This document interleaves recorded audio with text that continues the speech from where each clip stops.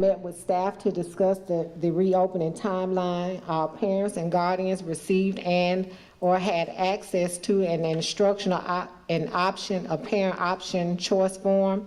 Parents were able to choose whether they would like for their children to attend school using the hybrid or virtual schedule beginning January 5th of 2021. These forms were made available from November 4th through November 30th.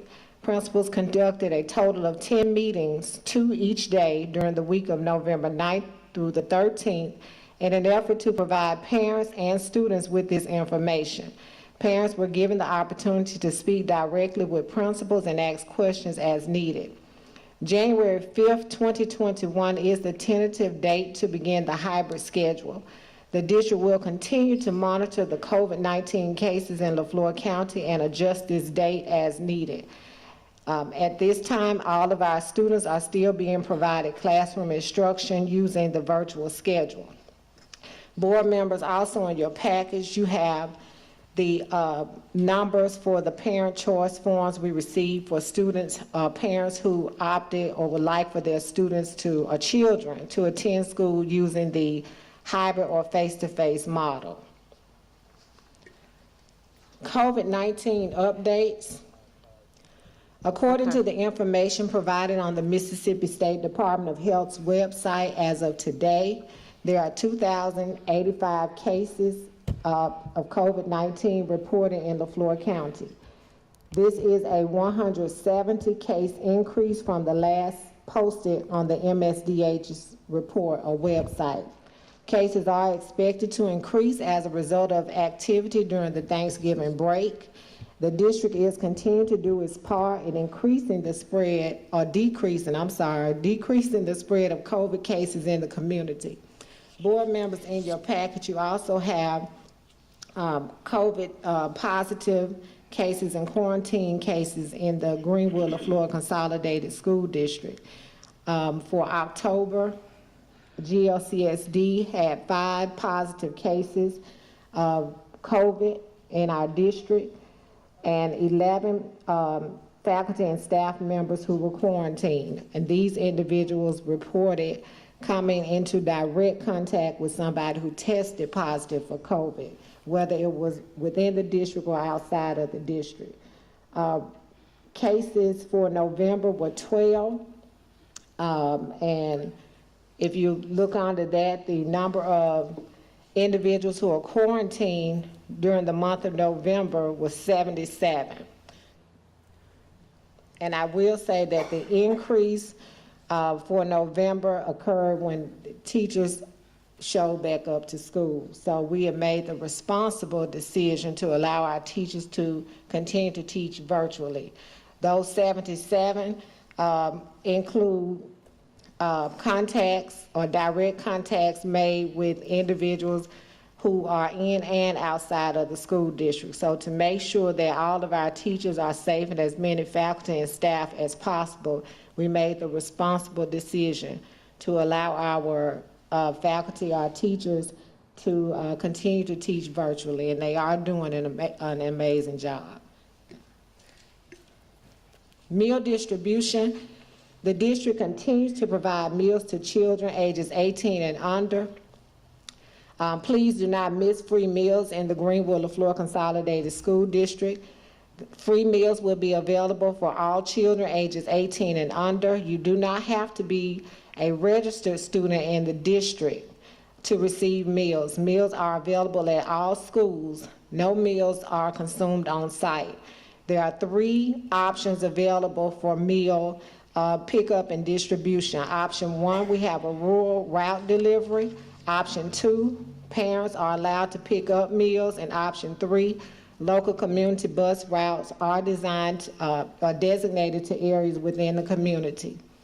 The locations are open to the public. Meals are available again to all children ages 18 and under.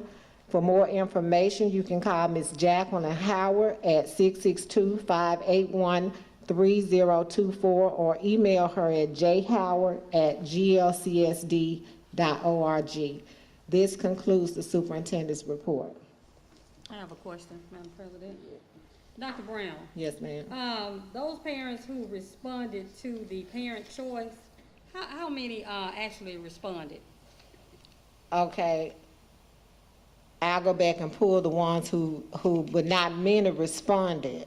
We took the ones who wanted face-to-face, but if they didn't respond, they were automatically virtual, and we did have some to respond to virtual, but we gave you the numbers for face-to-face for those who respond, but I can go back and add a column for the ones who did respond, but you didn't have more than you did responding to the face-to-face. Okay. And also, the COVID-19 updates on the quarantining. Have we had any faculty or staff having to quarantine multiple times? Yes. And a lot of times, and I've sent the entire faculty and staff 2 emails.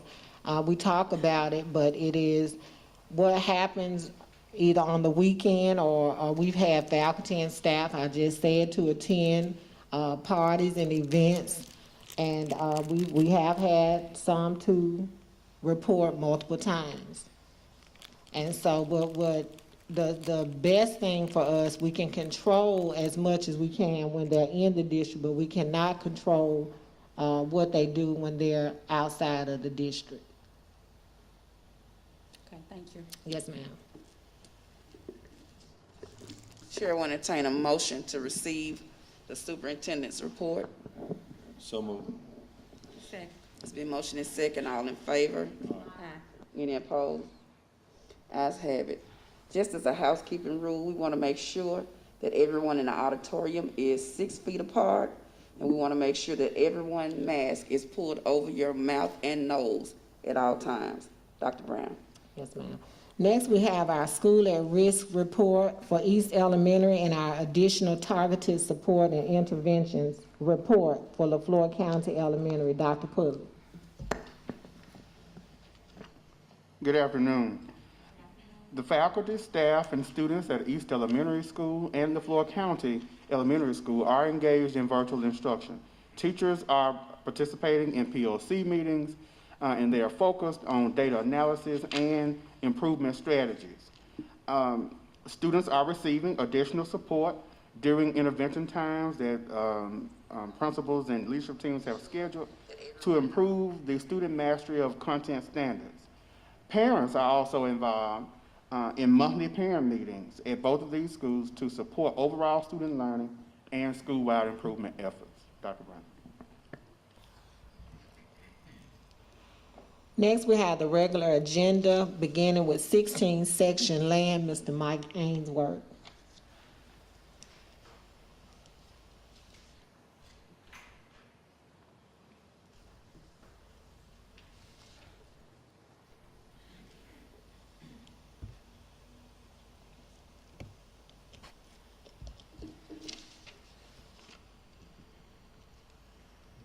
Good to see everybody this evening.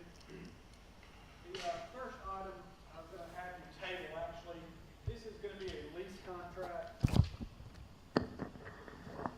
Is this better? The first item I'm going to have you table, it's a recreational lease out at Braley Campsite Lot 31.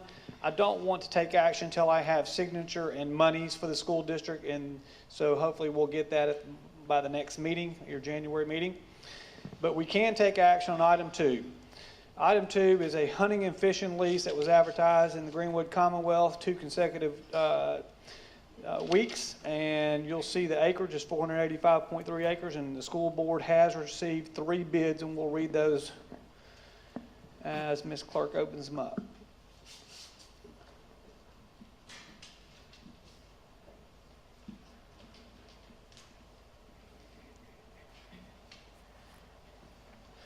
Mr. David Lyons has submitted a bid in the amount of $6,000 per year.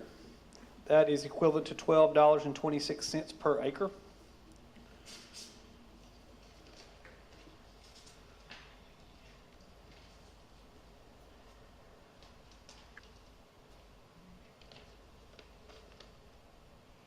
Mr. Colby Gailey has submitted a bid in the amount of $10,750 per year. And both gentlemen did submit it on the proper bid form and included a check.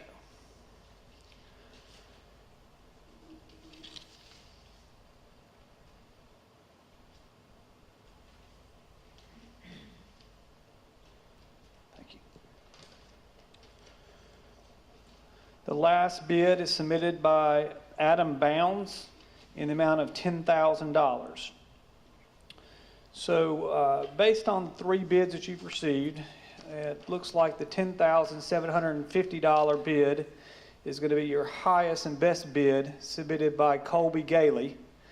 And if you accept that, then we would award a 5-year hunting and fishing contract on said property. Ms. Ainsworth, Yes, ma'am. what did we receive in the past? I can tell you the prior leaseholder paid an extremely amount of money on this piece of property. Now, I was not present for that. His name was Jonathan Papelbon. I believe it got to a scenario where he was a former baseball player, professional baseball player, and he retired. And he is, I had a brief conversation with him a couple weeks ago, and he didn't submit a bid because he's actually moving to Florida. So, but he did pay around $25,000 for the last 5 years. And actually, he made some improvements to that property above paying the school district the $25,000. He was a very good tenant.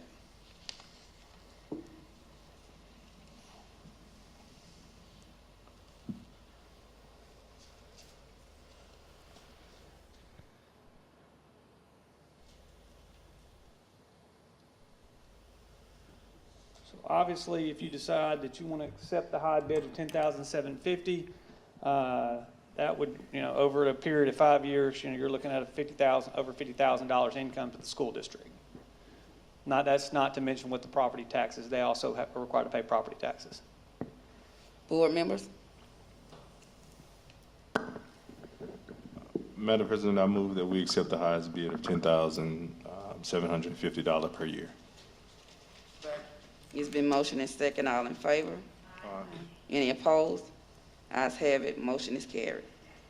Your third item that's on the agenda is a simple transfer of a leasehold interest. And this is out at Braley Campsite, Lot 23. Charles R. Sproles is basically wanting to convey that interest to his LLC, which is called Orangefoot Hunting Camp LLC. And we prepared the document. We've gathered signatures, and it'd be ready to be approved by the board if you so desire to approve it. All right, Chair will entertain a motion to table the recreational contract to K.C. Mullins, which is the first one. So move. It's been motioned and second. All in favor? Aye. Any opposed? Ayes have it. Motion is carried. Chair will entertain a motion to approve the lease agreement between Charles Sproles, Braley Campsite, and Orangefoot Hunting Camp LLC. Second. It's been motioned and second. All in favor? Aye. Any opposed? Ayes have it. Motion is carried.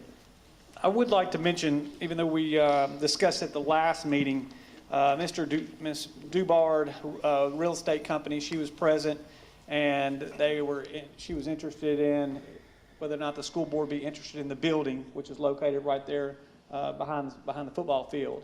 And she contacted me just the other day too, wanted to see if the board, we could bring it up tonight, and if there was any interest at all, and if there's not any interest, then she would go ahead and start marketing that piece of property on behalf of the family that owns it. Board members? Question, Madam President. So she would actually market the building because the family owns the building, the district owns the land, correct? That is absolutely correct. Okay. Madam President, if I may, Dr. Brown, as it pertains to a need for the facility, have you had opportunity to discuss that with your administration or staff?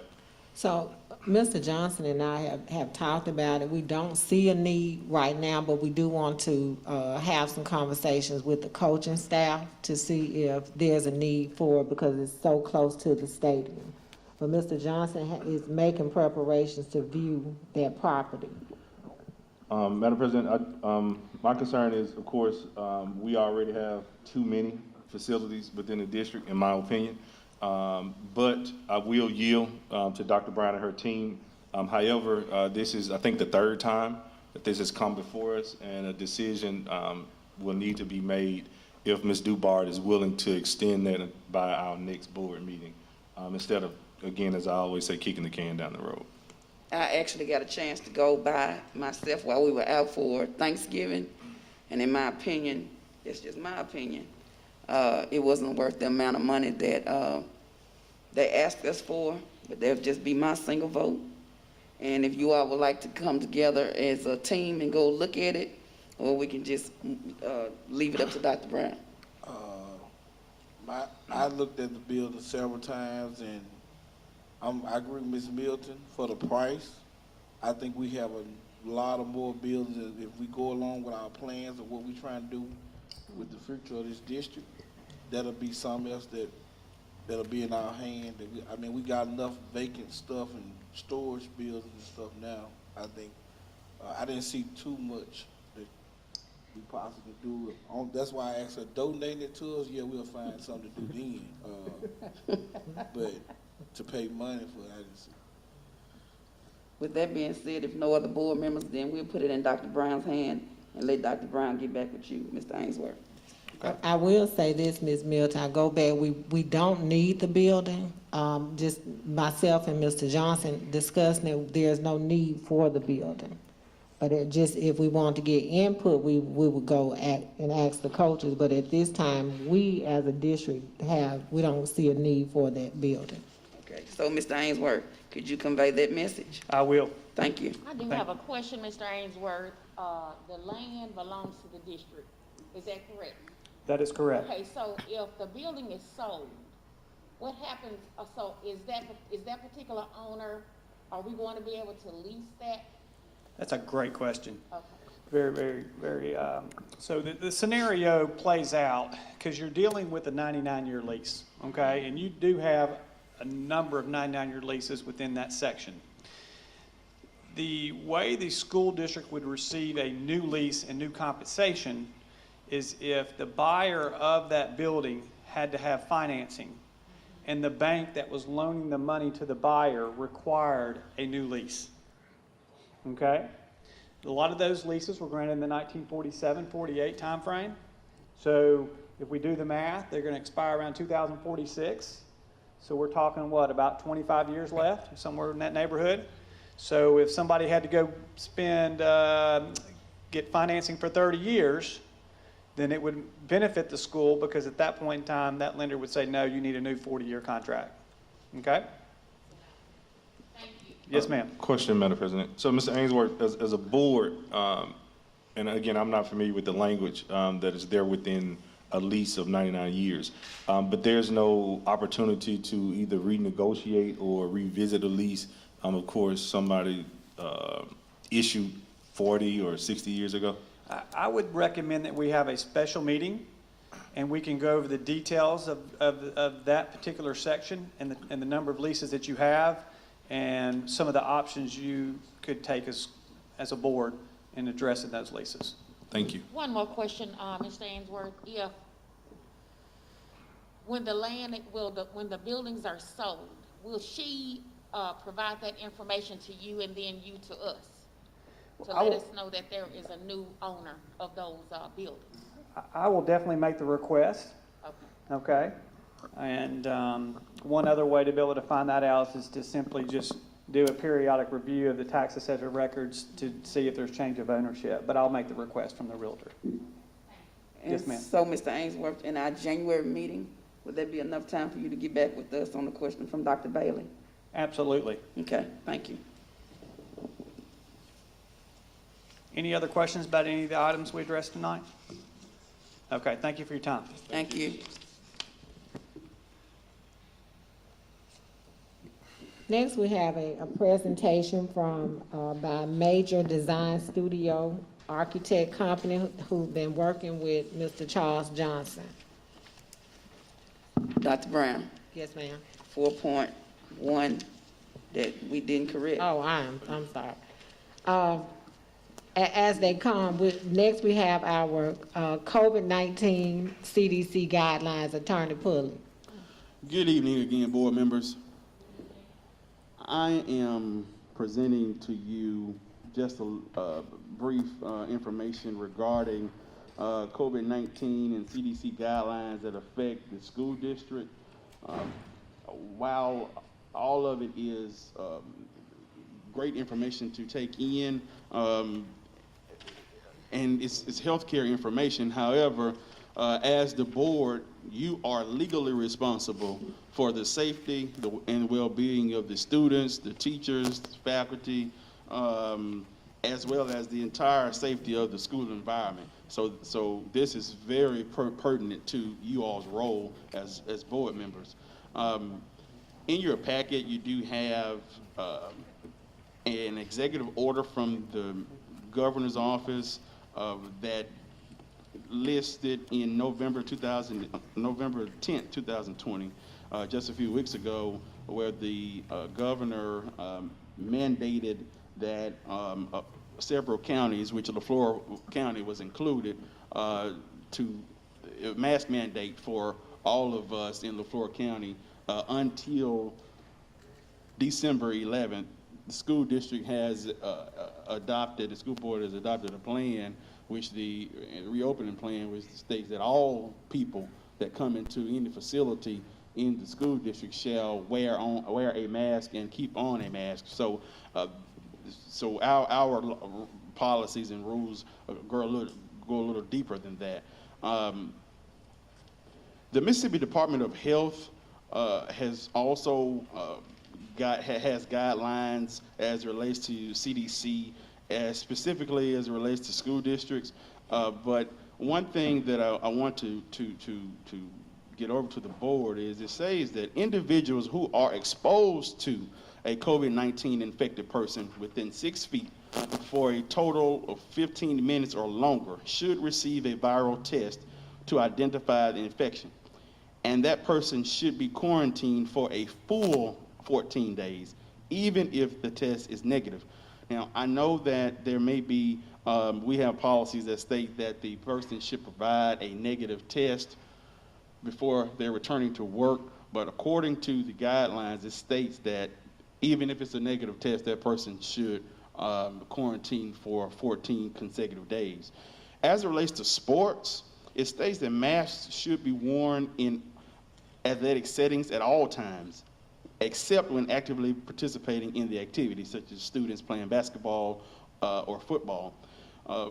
But this also includes coaches, it includes spectators. We don't have to worry about the spectators part, but I do want to reiterate coaches and students who are athletes who are maybe not in the game at the time.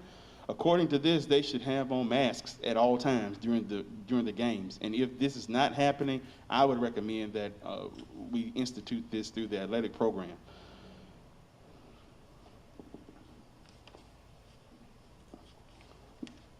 The Mississippi Department of Health also goes on to discuss the guidelines for K through 12 education. It mentions what you should do when there is an individual or individual cases or suspected outbreaks. Now, we know we don't have students in the buildings at the time, and Dr. Brown has mentioned that we don't have certain faculty or staff in buildings. However, when and if we get to the point where there's a vaccine or that their board votes to go back into school full time, then there are guidelines in place that what we should do if there is someone or a group of people who have tested positive. It states that COVID-19 a person who tests positive, whether it's a student or a staff member, says that we should be prepared to separate ill children and faculty with symptoms consistent with COVID-19. We have stated several times that a person with symptoms should probably stay home, but sometimes we know that that doesn't always happen. So we should be prepared in case we know someone who comes here and who's positive. As you all have witnessed, and we all, when we walk into the buildings, we hold our head to the monitor. It tells us our temperature, and the nurses do a great job in documenting what the temperature is. All of that is important because if we're in a room and someone comes in contact with someone we find later that's tested positive, then we would know who was all at the meeting, at the building that day. We can contact all those people and say, look, you might want to get tested, even if you don't have symptoms. You were in a group. You don't have to say the name, and you shouldn't, but you were in a group with someone who has tested positive.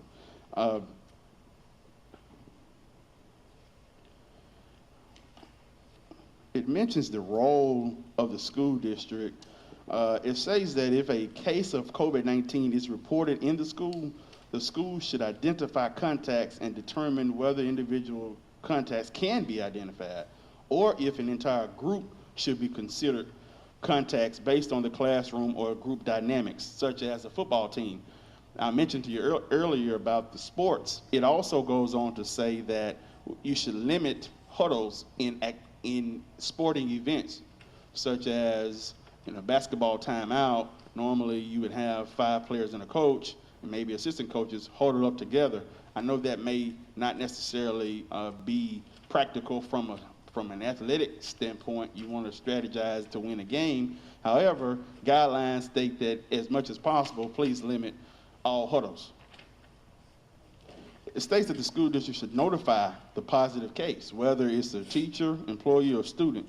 Notify them of the need for a 10-day isolation. Notify the families of the status of their child's contact. It says notify the group where the cases occurred. And also what's important with this document, and I provided it to the board, and I can provide it to the school district. This document from the Mississippi Department of Health provides 3 sample letters,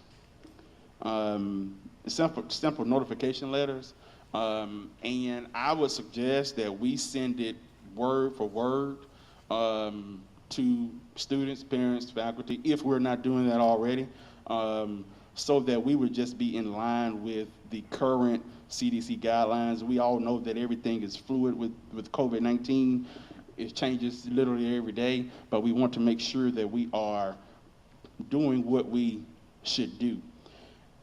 I wanted to just briefly mention that the school board has already have policies in place that address issues such as coronavirus in case there's another state of emergency.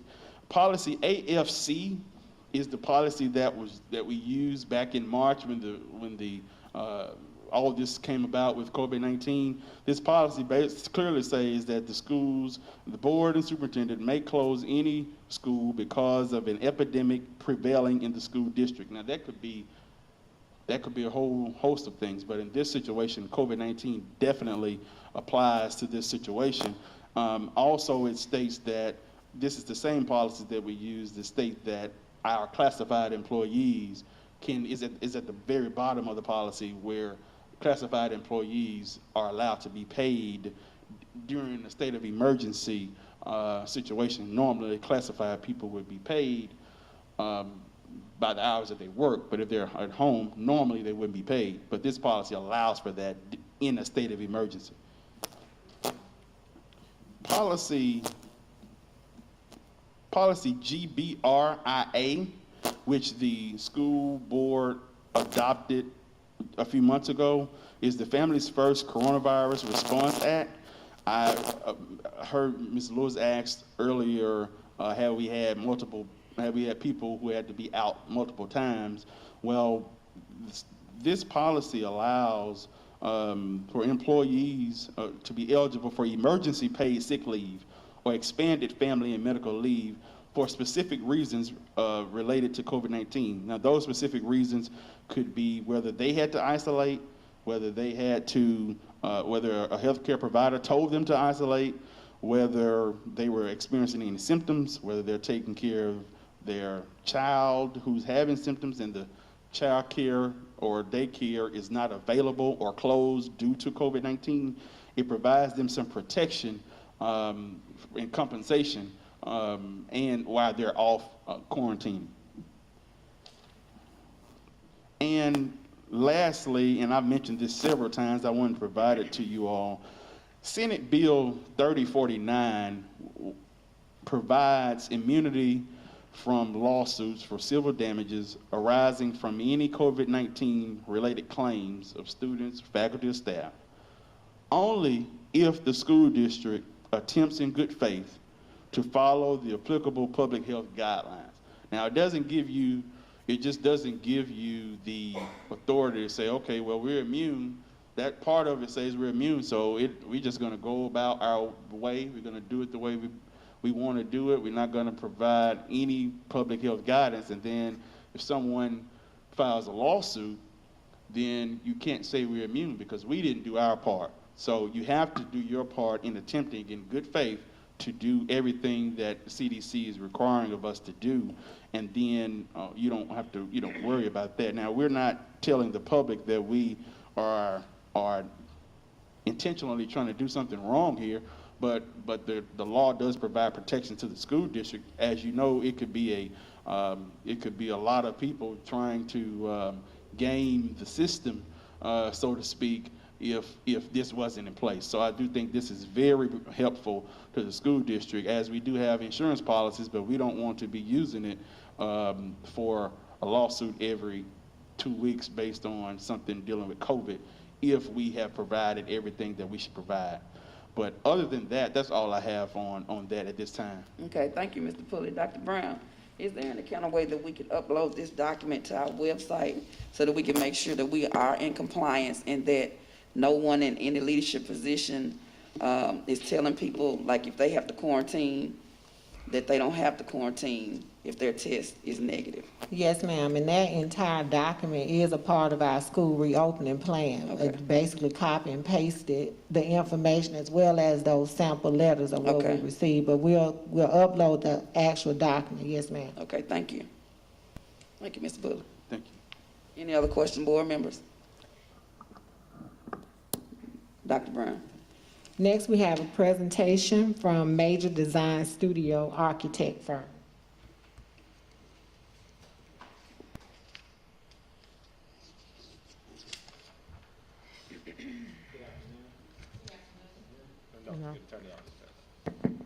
Good afternoon. Okay. My name is Major Andrews. I'm Principal Architect at Major Design Studio. And along with me today, I have Ryan Ashford, Principal Architect, and Willie Moore, which is Project Manager as well. We're located in Columbus, Mississippi, and we've done work at various school districts throughout the state. Some of our services include, next slide, please.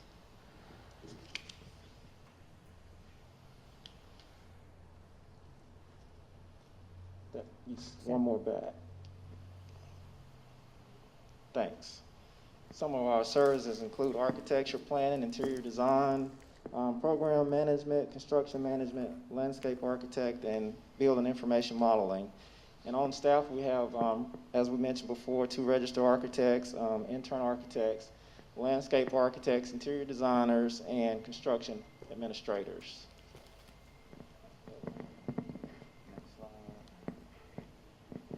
Here's just some of our projects that we have worked on.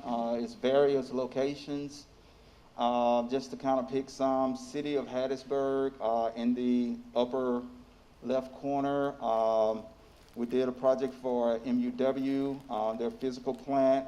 The project that's right above the MDS is up in Clarksdale for Kahoma. Ceiling project for Columbus Public School District. We did a daycare center down in Noxubee, Noxubee area. We've actually did Head Start facilities for Mississippi Band of Choctaw Indians as well. So we'll just kind of show you guys some of that information. Next slide. Here's a project that we've done at Mississippi University, Mississippi Valley State University. It's basically the Aquatics project where we're going to be renovating the Aquatics. And I'll let Willie Moore tell you a little bit more about that one. this project, we had the opportunity to engage our architectural services. This project was about $1 million to $2 million project when we assessed it, but and it was needing of roof replacement. The drainage system was stopped up. Condensation was collected in the building. We was trying to restore it, but based on the finances, we had to prioritize what we were looking at. So we're still in the process of helping them revitalize this aquatic center. Next slide.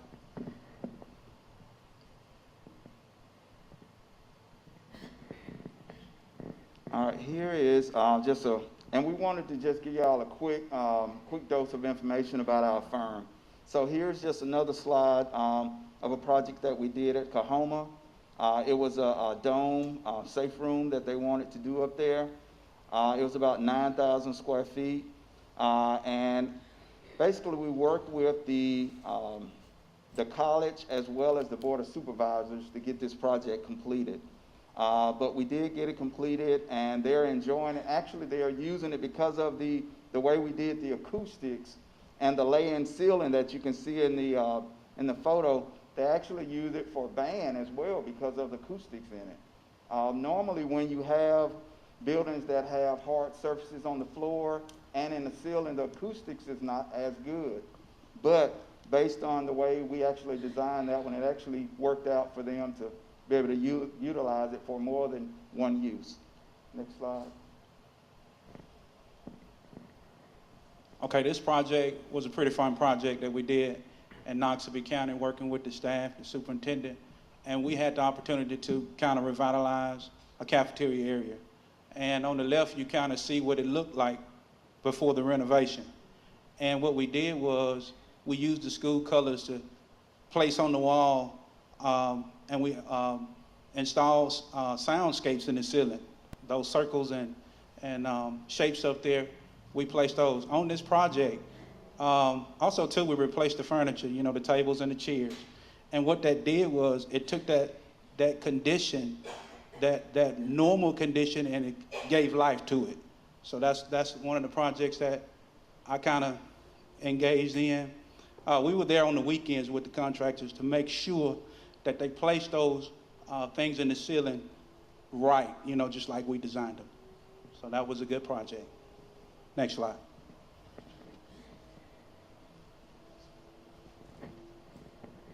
This is a project for Columbus School District. This is kind of a similar project where we had some excess, cafeteria funds that they were able to use it to revitalize their cafeterias. As you can see in the center before the renovation, and then the other slides are after. To the right, we actually, each school had a theme. So the one on the right center, they were spaced, and you can see down below where we put the globe and rockets and things on the walls in the back. And then the one above, top left, their theme was like global. So we put a map of the world on the ceiling in there. And that kind of inspired the kids when they come in. I guess they can see that and know each country and things like that. And the one below in the blue and the white and red, their thing was kind of health. So we kind of did some things related to health on those. Next slide. Here's the project that we did for Mississippi Band of Choctaw Indians. It was actually early Head Start project. And you can just kind of see some of the pictures. On the outside, we actually did the logo of the tribe. We're actually still waiting on the contractor to get the actual lettering installed. But we actually got the logo of the Head Start actually put in the lobby floor as well. And then in the middle photograph that's actually on the top there, you can actually see we almost did like a grid-like pattern in the ceiling to kind of help accent the tall lobby space as well. Next slide. Here this is a project that we did when we were with our previous firm. We actually did Laurel Middle School. It was 108,000 square foot, 16 million. And basically we went through and designed the outside similar to the way the historical school was looked. So we kind of took that look from that. And then we went through, we had actually a tight site to actually put this on. But we actually got it worked out because there were 2 other schools on the same site. We went through and kind of put their logos on the floors, like where you can see down the hallways. That's this photo here on the bottom right. And then we actually took their logo and put at the top of the gym, which is on the upper right as well. Next slide. Here's some additional photos of where the lobby is coming in, which is on the far left. The middle top is just another photo of the PE space. Then over here on the right, you actually have the science lab, picture of the gym, and then the football, which is on the bottom right. Next slide. This was another project that we had worked on. It's actually in Jackson, Bates, Cordoza. It actually had the elementary on one side and the middle school on the other side. It had a dual entry on it. And so we basically was able to kind of separate the spaces out where you would have elementary totally on one side and then the middle school on the other side. They did utilize like the gym space and a few other of the spaces like band and a few of those, but overall they kind of had their own spaces. Next slide.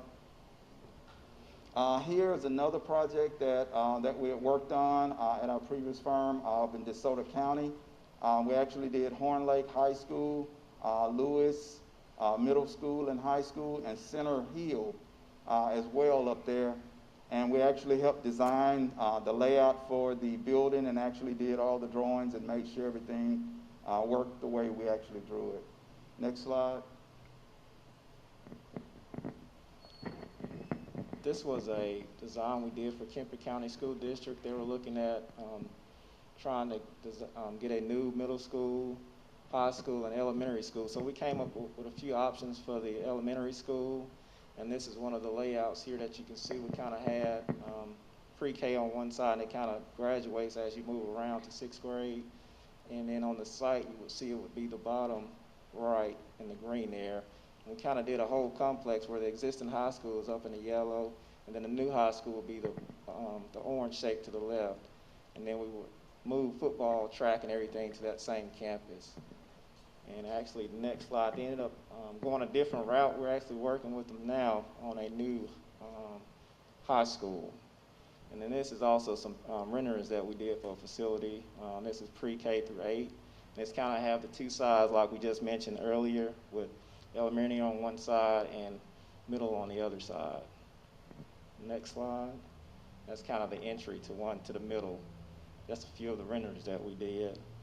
This is actually a rendering that we did for Holmes County when they were working on their bond issue. Next slide. It's kind of the inside of the gym. Next slide. And this is kind of typical classroom that they had. Next slide. That's another rendering of the gym. And that's kind of a rendering that we were thinking about for the auditorium. Next slide. Yes. All right, so here, first of all, we want to make one quick correction. Thank you. Under schools, at the very bottom, it has Greenwood High School Athletics. I want everybody to know that should say Greenwood Leflore High School Athletics, okay? Thank you, I apologize. Thank you. All right, so here what we have before you are some options. We know that the district was looking at roughly a $60 million bond. So if you look at option number 1, if you basically was able to do everything that you had on the wish list, option number 1 would be your wish list. Correction needs list, I guess that'll be needs versus wish. Yeah. So basically, we know that option number 1 is actually over budget, okay? So we know you can't actually do all of that. Now going over to option number 2, if you actually had to go through there and actually look at doing the upgrades to Greenwood Middle School, as well as keeping athletics. Take those two, subtract out the amounts for those. What do you have left to divide between a new high school, a new upper elementary, and a new lower elementary? Well, that's why that number is actually divided out into 14,600 for each. Now, we know, granted, that is how you could actually break it down, but we know that each one of the facilities that you need for high school, upper elementary, and lower is going to cost you more than that 14,600, okay? So that was just another quick way of looking at how you would get to your numbers. So now, option 3 is going to be a more doable option, and we're going to kind of run through some of those options for you. Number 3 is actually has a new high school at 33, has a new upper elementary at 23, and then it has the middle school addition added onto it, and it just puts you over the 60 million with minimal, basically with the without an auditorium, with no athletics. Okay. Option number 4, the way we looked at it is, what if you say, well, we got to have athletics, or we at least got to have football. Okay, option number 4 has football on it. Basically being able to do football with a possible track would be the 5, and then you still have the middle school there at 3.5. And then what would you have left to spend on your high school and your upper elementary? And that's where those numbers came at. Now, we know if we look back at option number 3, everything that you need in your high school is actually 33. So we're about 3 million difference right there, okay? That's the other reason why it's grayed out, because that's one of the things that we'll have to kind of work with you and the district and see how can we get down to that, if that's the option that you would like to go. In addition to that, the upper elementary, we would have to look at how could we get down to the 21, because we know right now bottom line is in option 3, which is the 23.8. Okay, so we would have to again work with you to get to those numbers if you say you had to have all of those items in there. All right, now moving down to option number 5. Option 5, we're reaching back at your 36 million. That's to get you a complete high school with the auditorium, and then also your upper elementary at the 23.8, and some athletics, which is the football field, at 5 million, and that gets you at 64, which is 4 million over. And so we did another option where you still get your full high school on option 6 with the auditorium, and we looked at your lower elementary at 25.5, and you still get athletics at 5 million, and it gives us up to 66.5, and we're still slightly over budget. And so we worked it again at option 7, where you get the full high school with the auditorium. Your lower elementary is at 25.5, and that's with no athletics, and it gets you to 61.5. And option 8 will be the reach back at your new high school without your auditorium. It gets you back at the 33.1. And we looked at an option where we combine the lower and the upper elementary, and it came out to be 40.1. And that'll be a similar scenario where we looked at previous, where the other schools we kind of combined one entry, but they separated to each side. And that came up to 73.2. Now the next slide would actually show you the actual options that are workable. And I don't know on your handout, do you actually have that? Okay.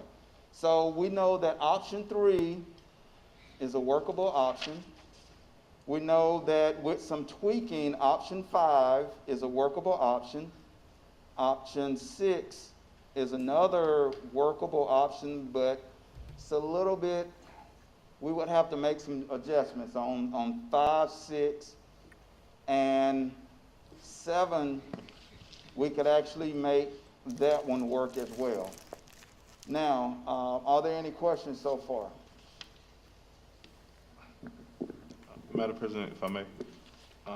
So first let me say thank you all. Thank you for submitting this. Just from looking at it, personally, I feel that there is a light at the end of the tunnel. Yes.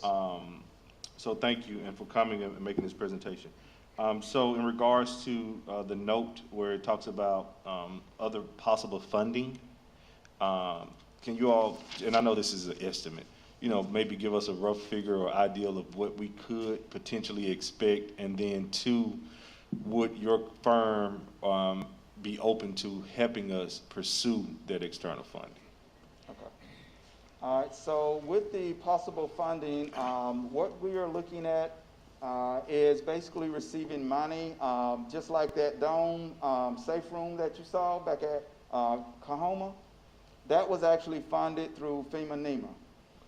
So the options that we're looking at is that there may be a possibility to turn a portion of your building into a storm shelter, either your cafeteria, possibly gym, or just an area that's large enough that I think right now there's FEMA money out there, and it's probably in the neighborhood of anywhere from $1 million to $1.5 million, so 1.5. And basically, what we've been told, the ratio is 75-25, meaning FEMA-NEMA will pay 75 of that, and then the district has to pay the other 25. But I still think that's a good trade-off if you're doing a new building and you're going to be able to get that money from them and utilize it. And in your case, you can actually use it in your high school as well as either in your lower elementary or even in the upper elementary. Which do y'all kind of know which way are y'all leaning, or any thoughts on that?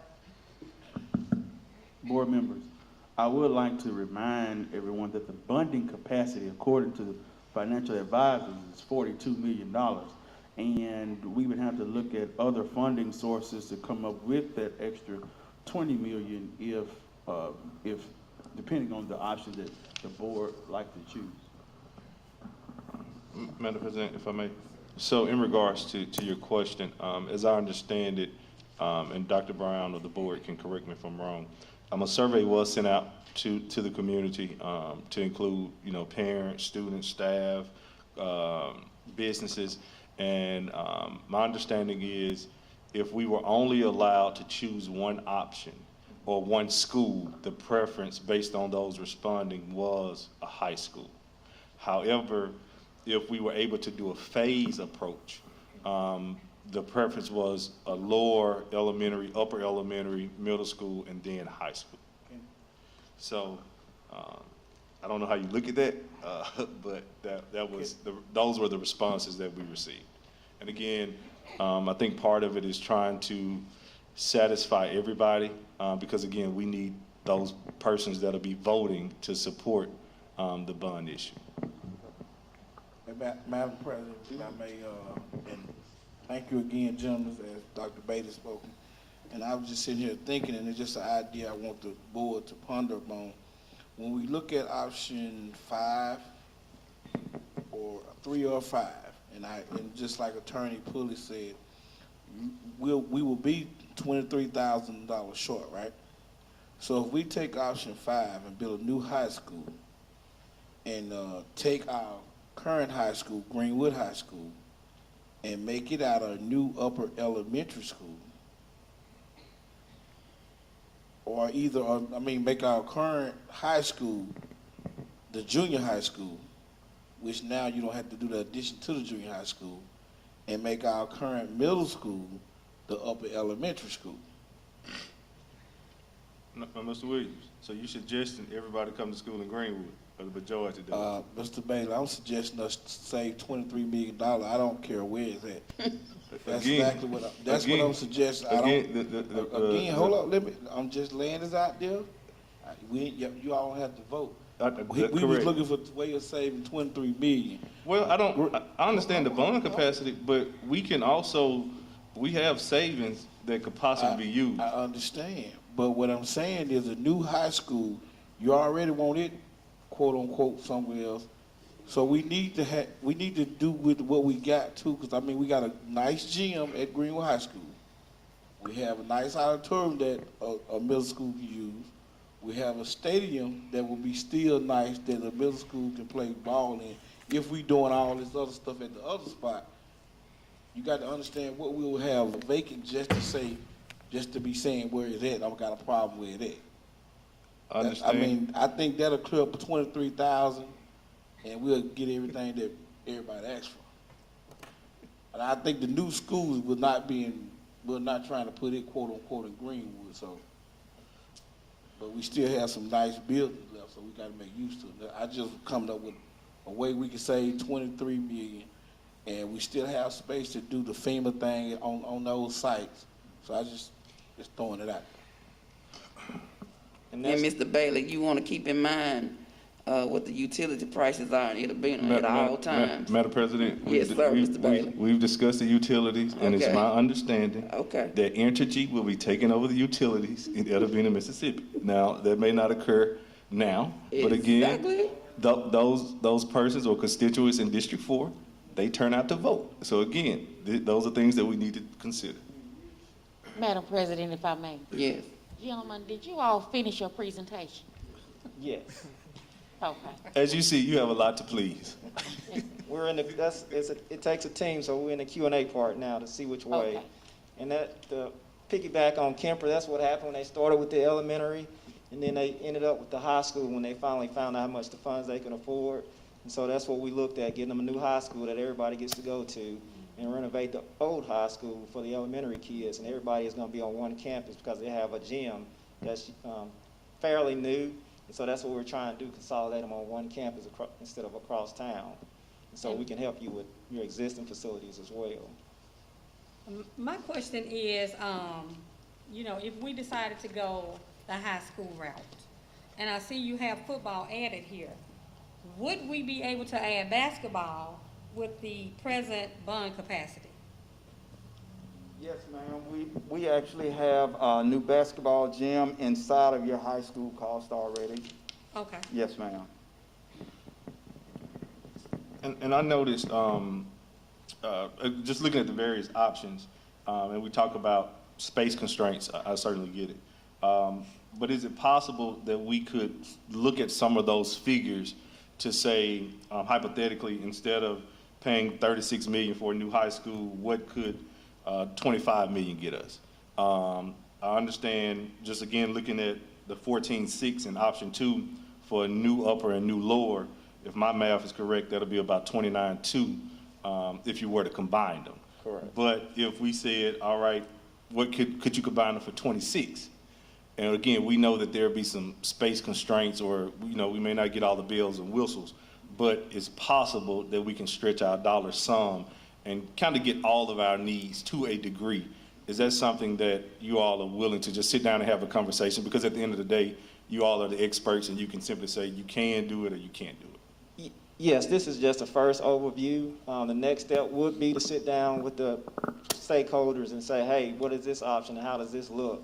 And so that's what we've been doing with Kemper. It's been multiple work sessions to say, hey, how would this look? And we'll come back and, you know, lay it out, give you the numbers, and you have multiple options to look at. Okay.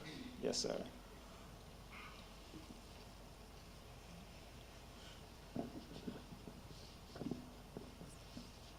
Any other question? Dr. Brown? Thank you, and we'll reach back out with you and set up a time. Thank you. Thanks a lot. Thank you. Thank you, gentlemen.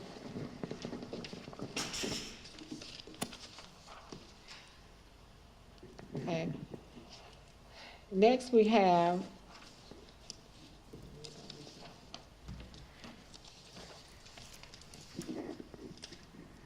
approval of athletic donations. The Greenwood Leflore Consolidated School District's Athletic Department is requesting approval to, oh, I'm sorry, I'm reading this. Oh, this is the regular board meeting. Okay, I thought it was the work session. Greenwood Leflore Consolidated School District's Athletic Department is requesting approval to accept donations totaling $1,200 from various donors for purchasing a basketball state championship rings.